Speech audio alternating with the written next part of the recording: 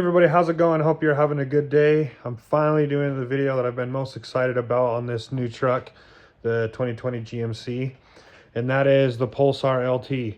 So I'm just gonna get right into it. I'm gonna turn the camera around, show you what comes in the box, and then I'll just install it really quick and then kind of show you some of the features, go through the instructions. This is my first time looking at it, so we'll see how it goes. All right guys, so let's get into the box. There's the part number for this particular one I got for my truck.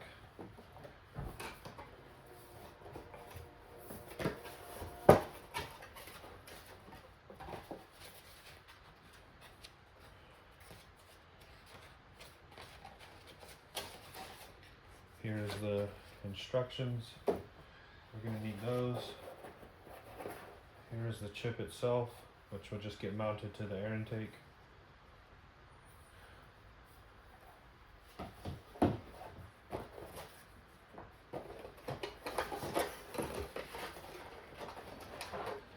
here is the harness that we have to hook into the computer, the truck's ECM. And then here's some Velcro and some zip ties for the mounting. So I'm going to read the instructions and see if I need to unhook the battery, and then I'm going to start installing this thing. Looks like you do need to remove the negative battery terminal, so I'm going to do that first. Just a 10 millimeter.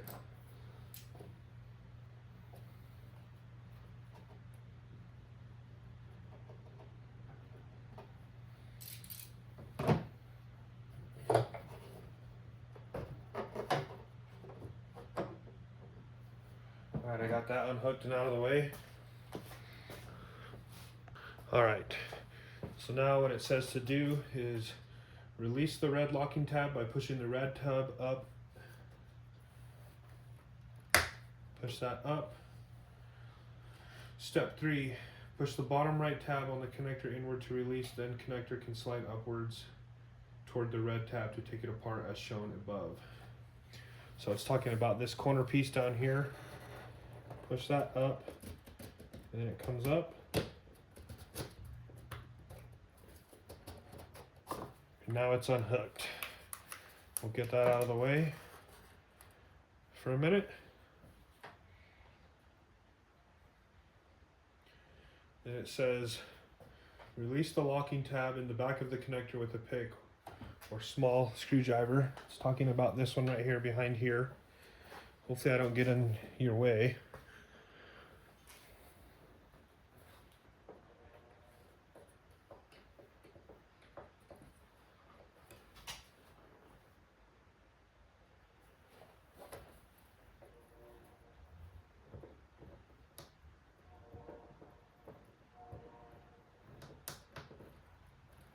Okay, we got that unhooked now. Remove the zip tie tree from the bracket as seen to the right.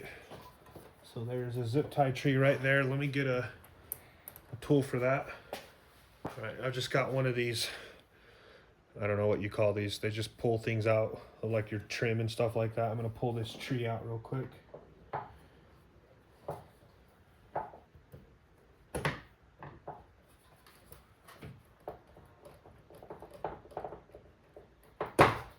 All right, we got that undone.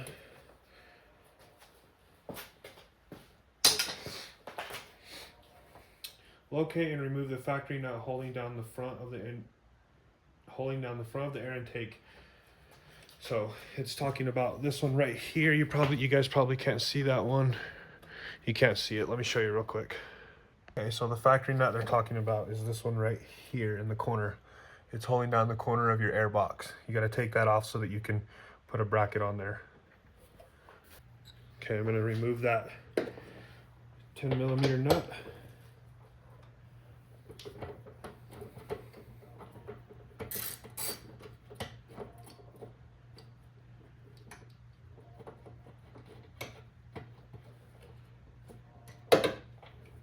Okay, now we got that removed. Then it says, step 7, install the supplied bracket as shown in the picture. Reinstall factory nut and tighten by hand. So that's this guy here. Here's a little bracket that comes in the kit. Okay guys, I think I got it figured out now. So first thing, the powder coated bracket needs to be down, so there's an L on it like this. The L needs to, the long leg is horizontal and the short leg is vertical. Hopefully that makes sense. So the long leg gets attached to the stud that's part of your airbox. So now for this, I need to disconnect this. This is how it came from edge. Oops, hope I don't break it. And then we can push this corner.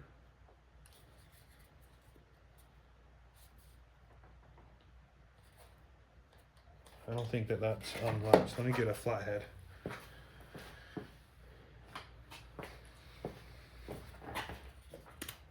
Oh, it's already all the way unhooked. I'm such an idiot. Okay, so this is unhooked. Push this in.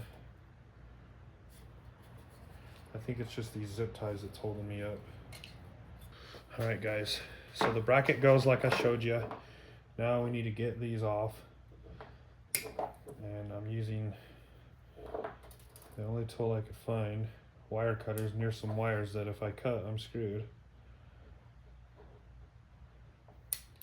There we go, there's one. I don't know if they all come like this. I watched Edge's video on YouTube and theirs didn't have this, so I don't know why mine did, but nonetheless we need to get it off. So I'm just being very careful to not nick any of the wires. Just kind of cutting that in half and then just breaking this off the rest of the way like that. There we go. Throw those in the toolbox. Now this should come apart. There we go. So now that I got that cleared up, we're gonna start with installing the harness. So we take this big side onto the lower one, slide this over, and we'll just slide this on until we hear it click. I'm pretty sure I just heard it click. So we're good there. Just double check. The two harnesses, good. Then we'll lock that. And then this guy can go down, can be tucked down onto the bracket. All right, so now we're gonna try and hook this harness up to this bracket.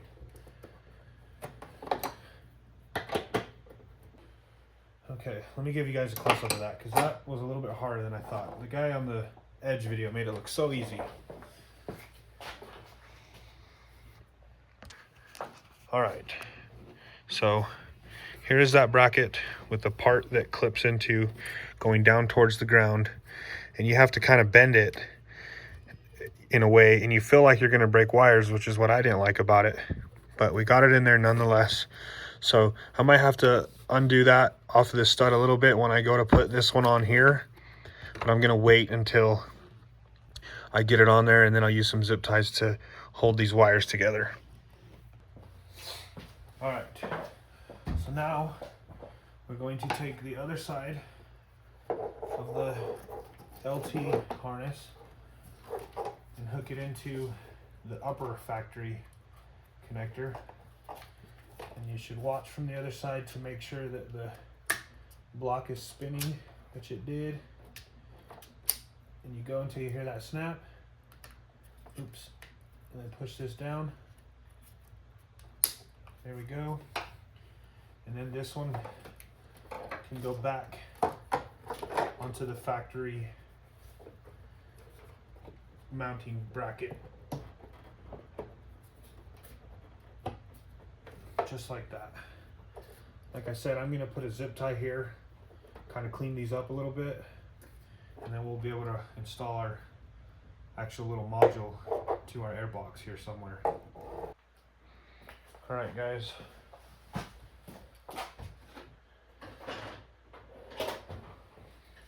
Okay, so now that I got those wires cleaned up the way I want them, I'm gonna just trim these tagged ends off really quick, being super careful around these wires.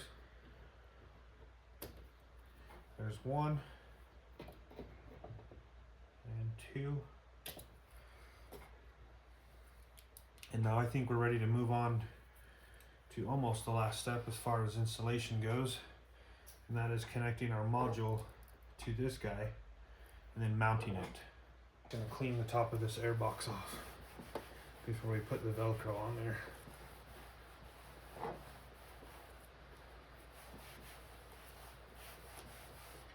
Just get it nice and clean.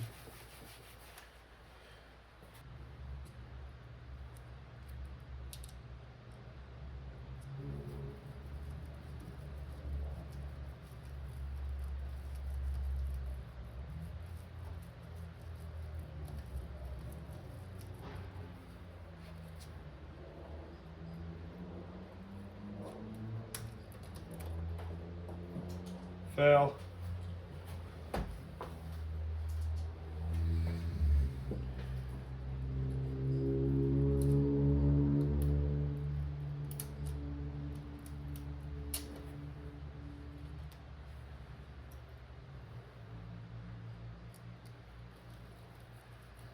We'll get that on there. And we'll kind of decide where we want to put it. Maybe we'll throw a zip tie right there, and I don't know, I'm just thinking maybe like that. Let's try that.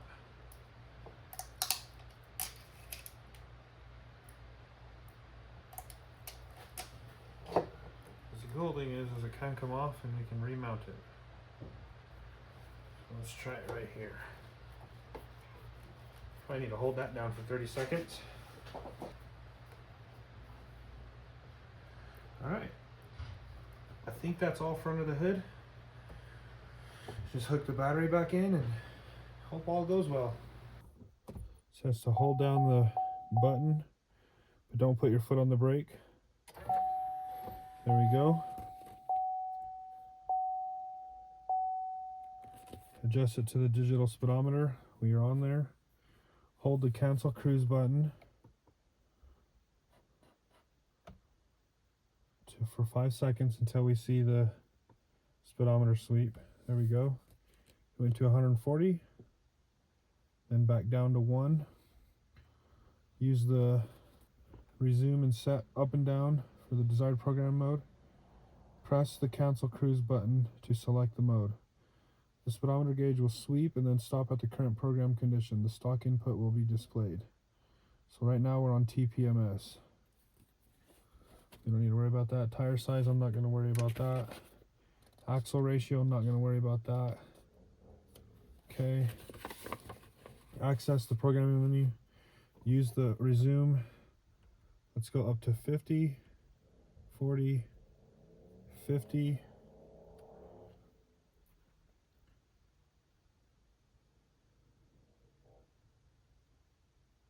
Use the to adjust the desired value.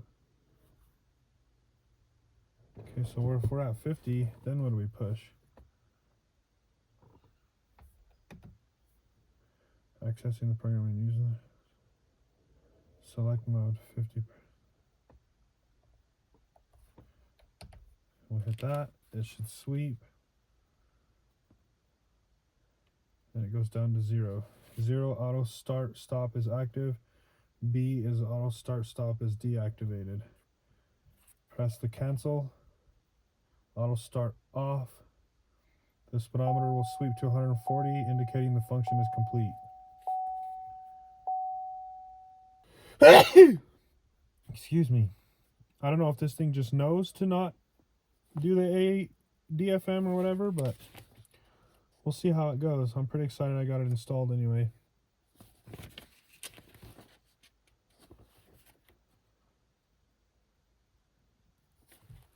Okay, so now the truck is off. We'll keep that in here because I might need it. But let's test it out. Let's turn the truck on and see if the auto start stop button here is off.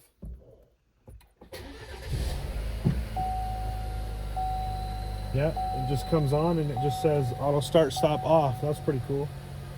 And the light down here, hopefully you guys can see that, is not on. So that's mostly why I bought this. Hopefully I can figure out the throttle thing. Actually, let's just do it right now. Okay. So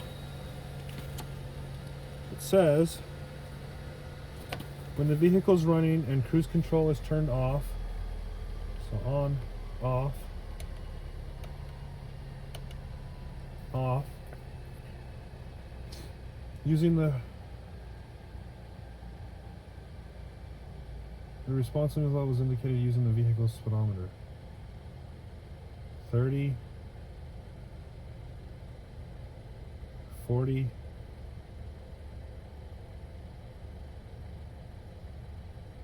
50. To recall the vehicle's performance level, press the cancel cruise control. Goes up to 50 and down to 0. Okay, so let's try this again. So right there it's set to 50. Let's go down to 40 and 30. So now we're at 30 for our responsiveness as far as how fast it will go. Actually, that's where we were at least I think so. We'll just leave it right there. Level 3, increased responsiveness up to 30% overstocked. Yeah, we'll just leave it at 30 for now. So now when we turn that on, now when we turn our cruise control on, nothing happens. So that looks to be working. That is all for this video. I'm going to do another video in the daytime when I have time to actually mount my camera and when we can test the responsiveness as far as the throttle response goes. Like I said, I mostly got this for the auto start stop feature. I really love that. If I do decide to put bigger tires on down the road, I can change that. So I'm pretty happy about that. Overall, this is a really easy install. I would highly recommend it. If you have any questions, leave them down below. I'm happy to answer them. I can help you if you have any questions for installing this, or if you need to figure out how to program something. I'm sure Edge, I've seen the reviews. They have a really high customer service review, so it should be easy. As always, guys, hit the like button. Thank you for watching, and don't forget to subscribe, and I'll see you next time.